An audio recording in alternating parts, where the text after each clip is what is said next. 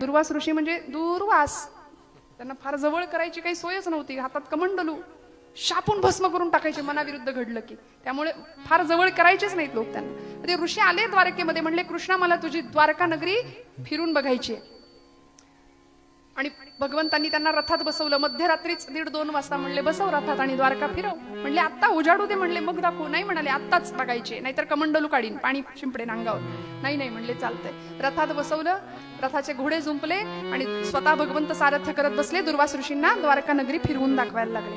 थोड्या वेळ चालला रथ आणि म्हणाले कृष्णा थांब, ते घोडे बाजूला कर म्हणले. घोड्यांची काय गरज आहे? मग म्हणले रथ चालणार कसा? अरे तू आहेस ना. ऋषी होते, गृहस्थाश्रमी होते भगवंत. ऋषींचा अनादर करून चालणार नाही, अतिथीचं स्वागत केलंच पाहिजे, मान राखलाच पाहिजे. तू म्हणाले घोड्याच्या जागी उभा राहा, तू रथ हाक. झालं, घोडे बाजूला केले. अनंत कोटी ब्रह्मांड नायक द्वारकाधीश परमात्मा रथाचं जुमानेवर घेऊन चालायला लागला. ऋषी मागे बसले. काही अंतर रथ चालून गेला. म्हणले कृष्णा थांब, नाही तर कमंडलू काढतो. थांबले भगवंत. म्हणले दुसरी बाजू रिकामी आहे.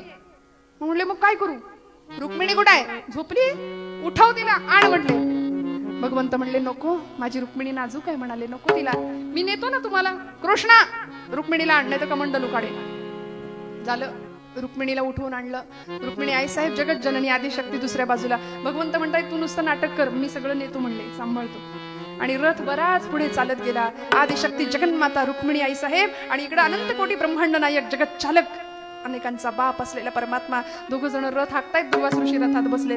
कधीही पाघळणार नाही असं हृदय त्यांचं. प्रचंड क्रोधिष्ट आणि कोपिष्ट असलेले ऋषी त्या क्षणाला काही अंतर चालून रथ गेला आणि दुर्वास ऋषी म्हणतात कृष्णा थांब. अरे रथातनं खाली उडी टाकली, धावत गेले, पाय धरले भगवंताचे. म्हणले तुला इतकं छळतोय मी कृष्णा, तुला राग नाही का रे येत?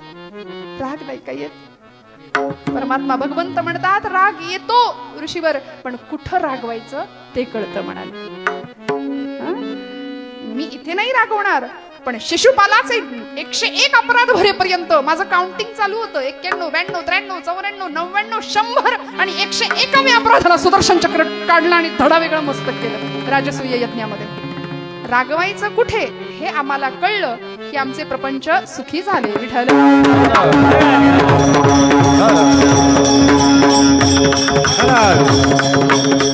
आणि असे संत भगवंताचं अनुकरण करतात, त्याच्या गुणांची कास धरतात, त्याच्या गुणांचं संकीर्तन करतात. म्हणून भगवंताचे सगळे गुण संतांकडे असतात. म्हणून उत्तम सेवनसी तळकंठासी पुष्टी कांती तैसी दिसेवरी.